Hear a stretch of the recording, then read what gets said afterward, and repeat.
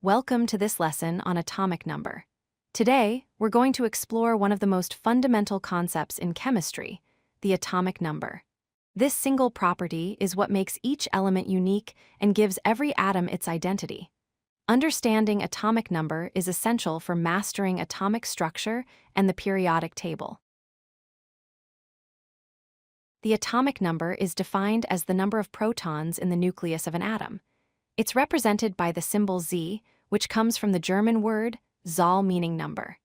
Every atom has a specific number of protons in its nucleus, and this number determines what element that atom is.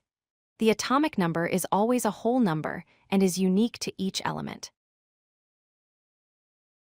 The atomic number is incredibly important because it defines the element itself. No matter what else changes in an atom, if the number of protons changes, you have a completely different element. This is why atomic number is considered the key property of an element. It's the one characteristic that never varies for a given element. Let's look at some concrete examples. Hydrogen has an atomic number of 1, which means it has exactly 1 proton in its nucleus. Carbon has an atomic number of 6, so every carbon atom contains 6 protons. Oxygen has an atomic number of 8, meaning 8 protons are in the nucleus of every oxygen atom. Notice that the number of protons directly determines which element we're dealing with. There are 3 key properties to remember about atomic number. First, each element has a unique atomic number.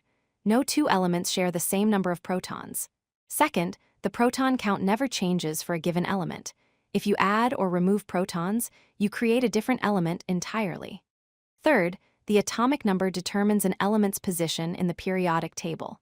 Elements are arranged in order of increasing atomic number from left to right and top to bottom. To summarize, remember that atomic number equals proton count. This simple relationship defines the element's identity. Whether you're looking at the periodic table or analyzing atomic structure, the atomic number is always your starting point for understanding what element you're working with.